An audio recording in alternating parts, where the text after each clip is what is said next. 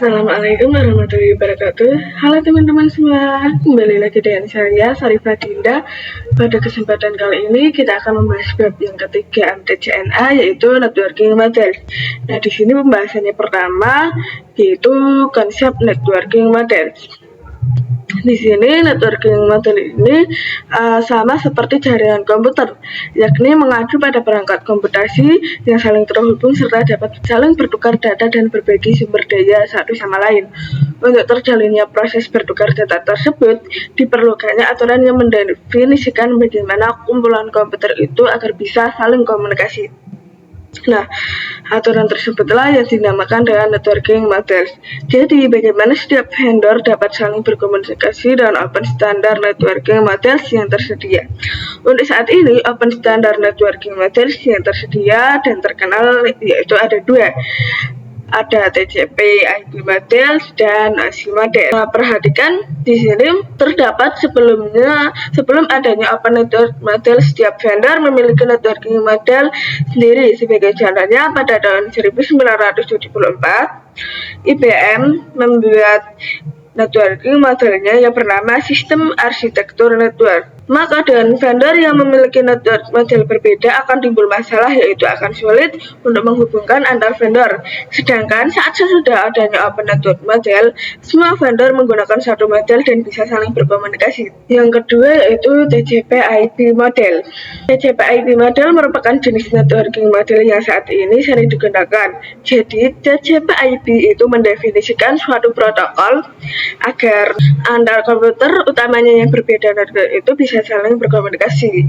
Nah, untuk membantu dalam memahami, setiap networking model itu dipecah menjadi bagian-bagian kecil yang disebut sebagai layer. Sama seperti TCP/IP model juga memiliki layer yang terdiri dari 7 layer, sedangkan untuk TCP/IP secara dokumentasi, TCP/IP model terdiri hanya dari 4 layer saja. Namun penerapan dalam real network TCP/IP model lebih mudah untuk dibagi menjadi 5 layer. Perhatikan gambar tabel berikut. Inilah yang dapat kita sebut sebagai TCP/IP layer. Dan cara membacanya dari bawah, yang berarti yang paling bawah adalah layer pertama. Langsung saja kita bahas yang pertama, yaitu TCP/IP Application Layer. Berfungsi sebagai antarmuka dengan aplikasi, mengatur bagaimana aplikasi dapat mengakses jaringan dan kemudian membuat pesan-pesan berskala. Di antara jenis service dari application layer itu seperti HTTP. HTTP itu digunakan ketika kita mengakses suatu web server. Jadi, misalkan ketika pengguna melakukan request suatu website, maka nanti web server akan reply request tersebut yang terdiri dari HTTP header. Di dalam HTTP header akan ada banyak informasi. Salah satunya adalah informasi status. Status juga banyak, dan di antaranya ada informasi status 200 dan 404. Maka jika 200, maka request yang dilakukan klien itu berhasil. Sedangkan untuk 404 not found, maka request yang dilakukan tidak berhasil. Selain mereply dengan HTTP header, web server juga akan memberikan informasi seperti data yang sudah di request. Selanjutnya adalah TCP/IP Transport Layer. Fungsi dari transport layer adalah menyajikan atau memberikan service ke application layer atau transfer data. Untuk transport layer ini terdapat 2 protokol yang sering digunakan, yaitu TCP dan UDP. Salah satu mekanisme yang disediakan oleh transport layer, khususnya pada tab itu adalah error recovery mechanism. Untuk perbedaannya adalah untuk TCP ini lebih andal, dan TCP digunakan untuk IP karena support error checking. Sedangkan UDP ia lebih cepat dan digunakan untuk video streaming, games, dan aplikasi lain yang membutuhkan kecepatan data. Salah satu service yang disediakan oleh transfer layer khususnya pada protokol TCP adalah error mechanism. Perhatikan, saat klien melakukan request suatu website, maka web server akan mereply. Namun tidak hanya HTTP header dan saja, melainkan ditambahkan TCP yang nantinya akan dibungkus menjadi segmen yang kemudian akan ditransfer ke perangkat jaringan. Namun bisa saja respon yang diberikan web server bisa error karena mungkin di jaringannya sudah overload. Misalnya jika terjadi error, maka klien akan merequest lagi dan web server akan mengirimkan ulang untuk paket yang hilang sehingga menghasilkan data-data terkirimnya data dapat disajikan dengan baik. Jadi seperti itulah TCP/IP Transport Layer. Selanjutnya adalah TCP/IP Network Layer. Untuk network layer hanya terdapat satu contoh, yaitu IP. Jadi IP adalah Internet Protocol yang dimana ini adalah network layer, yaitu layer ketiga dari ASI model.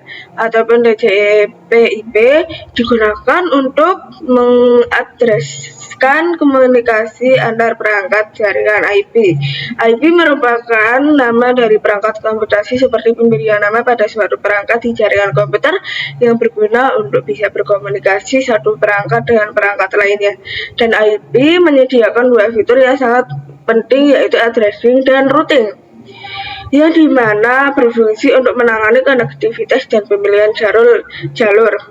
Addressing yaitu memberikan nama pada perangkat di jaringan komputer karena setiap perangkat jaringan memerlukan alamat unik di jaringan. Contoh untuk addressing, ketika suatu perangkat memiliki IP address atau nama 1.1 dan perangkat lainnya 1.2, maka saat ingin berkomunikasi dapat menggunakan nama tersebut. Selanjutnya yaitu routing. Routing merupakan salah satu fitur yang disediakan oleh IP di bagian network layer yang bekerja layaknya kantor pos, yaitu mencari rute tercepat untuk sampai tujuan. Perhatikan pada ilustrasi routing, misalkan kita ingin mengirimkan paket, maka kita perlu mencari kantor pos terdekat sehingga kantor pos dapat menyaring rute cepat untuk sampai di tujuan. Untuk IP address sendiri memiliki dua jenis, yaitu IPv4 dan IPv6. Di sini IPv4 terdiri 4 yang di setiap nya ini terdiri 48 bit dan jika dijumlahkan terdapat pengalamatan 32 bit. Sedangkan untuk IPv6 memiliki 8 bit blok. Setiap blok ada 16 bit. Di sini bisa kita jumlahkan, ini memiliki pengalamatan 128 bit untuk layer.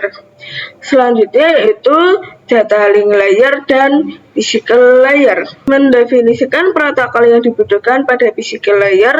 Lalu untuk physical layer ia mendefinisikan klien pada suatu jaringan komputer, yaitu mendefinisikan secara fisik apa yang digunakan untuk menghubungkan antar device.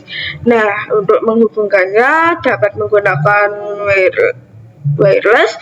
Jadi physical layer yang menentukan penghubung antar perangkat, apakah menggunakan atau wireless. Untuk berbasis sendiri biasanya menggunakan kabel UTP. Sedangkan untuk wireless ini bisa menggunakan gelombang elektromagnetik. Ada data link, salah satu fiturnya ialah FCS atau Frame Check Sequence, yaitu error detection mechanism, hanya mendeteksi error tanpa recovery. Hampir mirip dengan transport layer khususnya TCP, namun pada TCP ia mendeteksi dan merecovery, sedangkan untuk FCS ini hanya mendeteksi saja. Dan addressing yang digunakan pada data link layer adalah MAC address. Selanjutnya yaitu encapsulation and decapsulation. Encapsulation itu proses membungkus data dan header pada data di setiap layernya. Adapun decapsulation maka itu sebaliknya. Perhatikan pada gambar, jika kita memiliki data yang awal mulanya dari application layer yang kemudian diarahkan ke transport layer, maka di sini ditambahkan TCP header atau HTTP. Header pada bagian ini namanya message. Message-nya adalah segmen, kemudian jika diteruskan ke network layer akan ditambahkan dengan IP header dan dinamakan sebagai IP paket. Nah, kemudian jika kita arahkan lagi ke data link, maka akan ditambahkan data link header dan data link teller frame, sehingga ketika sudah berada di data link layer dan masuk ke layar fisikal sudah berubah menjadi bit. Jadi proses yang dilakukan oleh sender saat mengirimkan data ke receiver dinamakan encapsulation. Kemudian jika sender mengirimkan receiver maka terjadi decapsulation. Decapsulation artinya adalah proses merubah menjadi data kembali dari bit kemudian diuraikan lagi menjadi data. Yang keempat yaitu ASI layer model. Untuk saat ini model yang sering digunakan hanya TCP/IP karena untuk dari sisi perkembangan protokolnya atau modelnya TCP/IP lebih dominan dibanding ASI layer. Namun ASI layer biasa dipelajari karena mudah dipahami. Sebelum networking model ada setiap vendor membuat atau memiliki networking modelnya masing-masing. Karena setiap vendor memiliki networking yang berbeda-beda, maka komunikasi antar vendor sulit dilakukan. Jadi usaha untuk membangun suatu jaringan komputer sangat gede. Banyaknya vendor tadi itu bagaimana upaya agar tetap bisa berkomunikasi dengan baik antar vendor satu dengan vendor yang lainnya. Oleh karena itu dibuatlah sebuah model atau sebuah standar atau spesifikasi minimum oleh ISO International Organization for Standardization pada tahun 1984, yaitu dengan nama ASI Open System Interconnection atau bisa disebut ASI 7 Layer Model. Selanjutnya kita bahas mengenai layer dari ASI model. Sebenarnya untuk TCP/IP dan ASI model ini hampir sama, namun terdapat perbedaan pada layer 4 terakhir. Mereka itu sama saja, namun pada 3 teratas untuk ASI model terdapat application, presentasi, dan session, sedangkan untuk TCP/IP hanya application. Perbedaan lainnya ada pada name of message setiap layernya. Pada TCP/IP namanya seperti pada segmen IP packet frame, sedangkan ASI memiliki nama tersendiri disesuaikan dan layarnya seperti L7PDU, L6PDU, L5PDU. Kemudian bagian atas dari 5 sampai 7 merupakan TCP/IP layer, yaitu berkaitan dengan user interface, data formatting, dan communication session. Sedangkan untuk ASI layer ini berkaitan dengan bagaimana data itu mengalir. Oke, sampai di sini dulu video kita pada bab 3 kali ini. Kurang lebihnya saya mohon maaf. Terima kasih, sampai jumpa di video selanjutnya. Bye bye. Wassalamualaikum warahmatullahi wabarakatuh.